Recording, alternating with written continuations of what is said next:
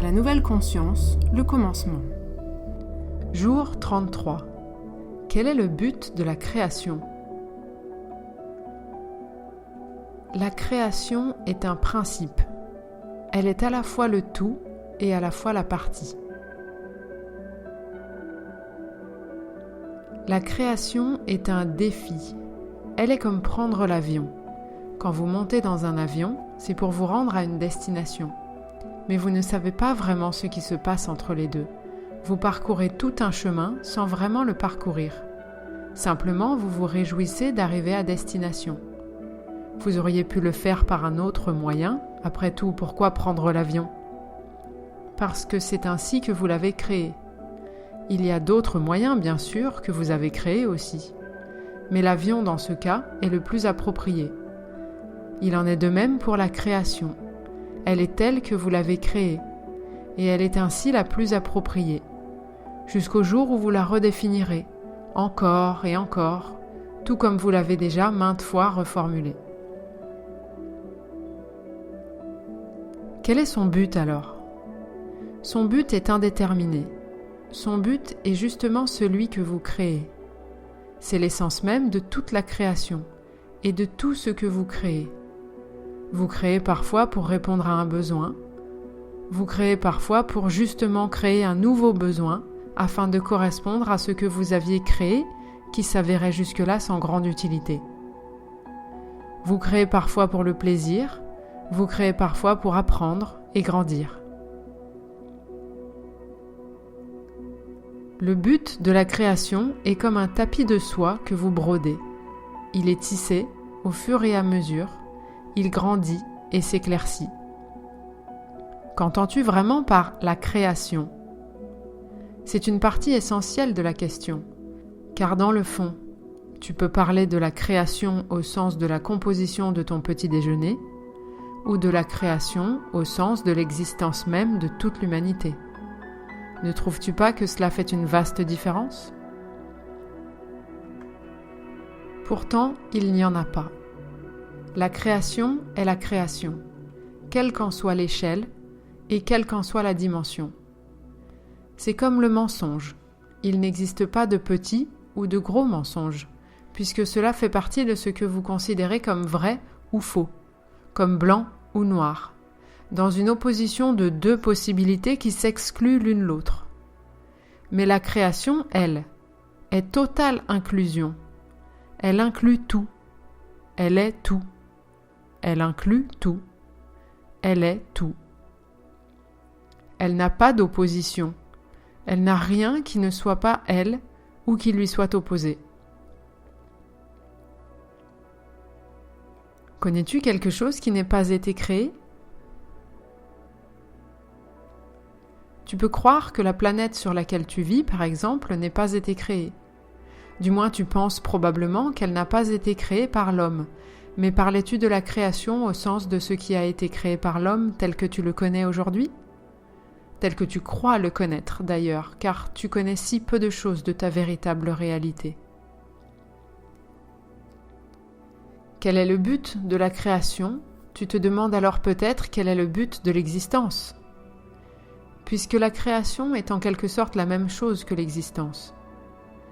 Le but de l'existence est justement d'être. La création veut être, elle veut exister. Elle veut s'exprimer et donc elle veut créer. Dans quel but ? Imagine maintenant une poupée, une jolie poupée avec une belle robe violette. A-t-elle un but, cette poupée ? À la fois oui, à la fois non. En tant qu'elle-même, elle n'a aucun but, elle a simplement été créée. Mais en tant que poupée, elle a été créée avec un but déterminé, en partie imaginé, projeté dans la réalité par l'esprit avisé de son créateur. Eh bien, cette poupée, c'est toi. À la fois tu as un but, à la fois tu n'en as pas. Tout comme la poupée, avant d'avoir été créée, elle n'avait pas spécialement le désir d'exister puisqu'elle n'existait pas. Elle n'avait donc ni intention, ni but. Mais elle a pourtant été créée avec un but, dans un certain but. Peut-être celui d'amuser l'enfant qui jouera avec, ou de plaire à celui qui la regardera sur son étagère, ou encore de satisfaire le Créateur qui pourra se réjouir d'avoir contribué à l'évolution de l'humanité. La particularité, dans ton cas, c'est que tu es à la fois le Créateur, à l'origine de la création, et la créature issue du processus de la création. Et tu résistes à cette idée, encore un peu, parfois, de temps en temps. Donc par moments, tu es persuadé d'avoir un but, et parfois tu t'aperçois qu'en fait, tu n'en as pas. Non, ce n'est pas un tour de passe-passe pour éluder la question, et c'est une vraie question que tu te poses ici. Mais rends-toi compte à quel point il est difficile de formuler une réponse à laquelle ton esprit résiste et ne veut pas accueillir comme une véritable possibilité. Tu aimerais certainement une réponse plus franche, plus directe, du type « Le but de la création est de faire frire ton esprit sur un grill suffisamment longtemps pour qu'il sente bon, qu'il soit bien grillé et qu'il soit à point pour être mangé. » Comme une belle tranche de steak grillé que tu aurais délicatement fait cuire sur ton barbecue du dimanche, et ainsi tu saurais exactement à quoi sert la création. Elle sert à manger ton steak grillé, à te régaler d'un bon repas avec les proches ou les amis que tu aimes, et de partager des moments privilégiés avec ces personnes chères à tes yeux. Et finalement, c'est vrai aussi. Aujourd'hui, dans la réalité de ta réalisation, tu es bien content de faire tout cela. Mais ce que tu demandes réellement, c'est si ces après-midi avec tes amis sont le but ultime de la vie, ou s'il existe un but plus grand, plus noble, plus véritable. Et la réponse à cette question, la plus précise à ce stade, est bien celle de la poupée. Cette poupée qui, avant d'exister, n'avait absolument aucun but, puisqu'elle n'existait pas. Mais une fois pensée, elle a été créée dans un but particulier, parfois même avec plusieurs buts, ou plusieurs missions à remplir, successivement ou parallèlement. Et cette poupée peut à la fois s'identifier complètement à son but, n'en choisir qu'un ou se démener pour en réaliser plusieurs, mais elle n'est obligée à rien. Elle peut aussi simplement profiter d'être là, d'exister dans sa jolie robe violette et d'apprécier paisiblement ce à quoi elle sera utilisée, ou ce à quoi elle sera sollicitée à contribuer. Cette poupée, aussi étrange que cela puisse paraître, cette poupée a le choix. Elle en a plusieurs.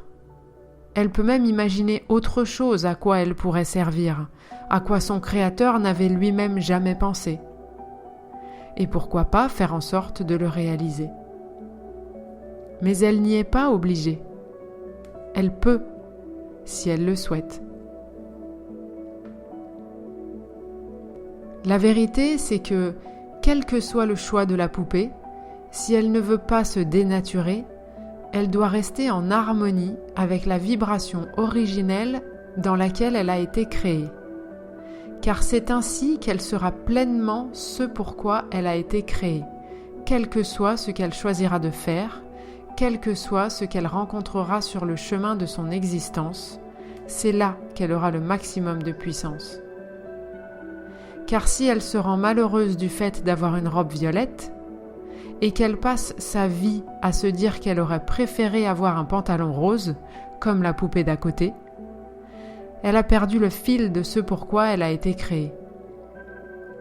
Elle a été créée pour apporter la possibilité d'avoir une robe violette, pour offrir au monde la possibilité d'une poupée avec une robe violette.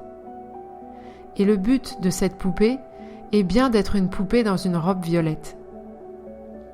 Peut-être a-t-elle été conçue aussi pour pouvoir être changée, pour pouvoir changer de robe, de tenue ou de couleur. Peut-être. Cela devient alors une de ses particularités, et elle peut parfaitement le prendre en compte dans ses possibilités pour remplir sa mission ou réaliser son but. C'est similaire pour toi aussi. Parfois, sur le chemin, tu réalises, tu te découvres de nouvelles possibilités. Parfois même, tu les crées. Tu pourrais presque réaliser dans ces moments particuliers où tu te crées de nouvelles possibilités, à quel point c'est vrai de considérer que tu es le créateur, toi aussi. mais tu penses probablement que c'était prévu d'avance, comme si la poupée ne faisait que dérouler un scénario qui était déjà prévu d'avance par son créateur originel. Mais la beauté de la création ici, c'est justement d'avoir inclus dans la créature elle-même l'essence originelle de la création. De telle sorte que la créature soit aussi le prolongement du créateur. Alors, le but de la création dans tout cela, si tu devais créer une poupée, tu la créerais pour quoi exactement ? Ta réponse est très importante ici, et particulièrement révélatrice de là où tu te trouves actuellement sur le curseur de ta conscience entre la créature et le créateur. Si tu veux créer une poupée pour satisfaire tes besoins personnels, par exemple, c'est que tu es une créature, tournée vers ses propres envies, ses propres besoins, ses propres pensées. Mais si tu envisages de créer une poupée pour servir le plus grand bien, pour apporter quelque chose de plus à la création, pour servir l'humanité, alors tu te places en posture de créateur et tu retrouves une connexion à ta réalité profonde d'être un avec la création. Le penses-tu vraiment ? Sincèrement ? Ou aimerais-tu être le fabuleux créateur de tous les temps pour servir ton envie de sortir du lot, d'être plus ou mieux, d'être celui qui a réussi ? Parce qu'ici aussi, fais attention. Fais attention non pas pour éviter un danger, mais simplement pour attirer ton attention et pouvoir prendre conscience de ton inconscience. Puisque si tu réussis, au sens où tu aurais réussi à sortir du lot, à te hisser au-dessus des autres, c'est que tu n'as toujours pas compris que les autres sont toi, eux aussi. Et si tu sors du lot en écrasant les autres, ou en te comparant aux autres, cela revient strictement au même, puisqu'en te comparant à eux en pensée, tu les considères moins bien que toi, et donc tu les rabaisses, inconsciemment, pour te considérer au-dessus d'eux. Ou le contraire, évidemment, cela va de soi. Et si tu sors du lot en écrasant les autres, ou en te comparant aux autres, tu ne fais que rabaisser tous les autres, donc toutes les autres parties de toi, toutes les autres parties de la création que tu es, toutes les autres poupées qui ont elles aussi été créées par le créateur que tu chéris sans le savoir de t'avoir initialement créé. 2 poupées de bois, par exemple, ne sont pas faites exactement du même morceau de bois, puisqu'elles sont 2 poupées et issues de 2 morceaux de bois distincts. Pourtant, elles sont toutes 2 faites du même matériau, et elles sont toutes 2 la création du même créateur. Elles sont à la fois la même chose et 2 choses distinctes. Elles ont à la fois des buts identiques et des buts différents, puisqu'elles n'auront pas le même chemin, elles ne serviront pas les mêmes objectifs, ni les mêmes contextes. Alors, tu te demandes peut-être dans quel but le Créateur t'a-t-il créé ? Puisque tu es comme une poupée, dans quel but le Créateur aurait-il créé la poupée que tu es ? Dans quel but, Créateur que tu es, te serais-tu créé pour exister ainsi dans cette réalité ? Dans ce cas, demande-toi plutôt quelle est la couleur de ta robe à toi. De façon symbolique, bien sûr, puisque tu n'es pas une poupée. Quelles sont donc tes caractéristiques à toi ? Avec quoi et dans quel genre as-tu été créé ? Quelles sont tes particularités ? Car ce sont celles-là que tu dois honorer. Ne pas chercher à être comme sont les autres.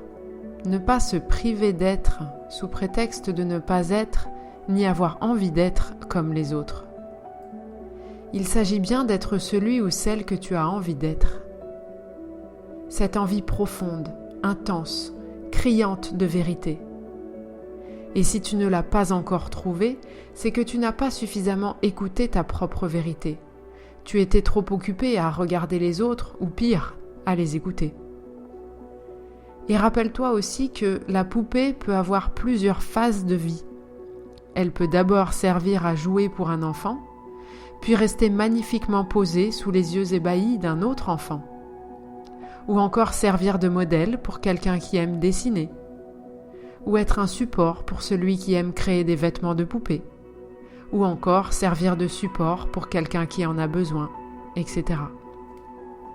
Une même poupée peut être invitée à faire tout ça, et bien plus encore dans une seule et même tranche de son temps.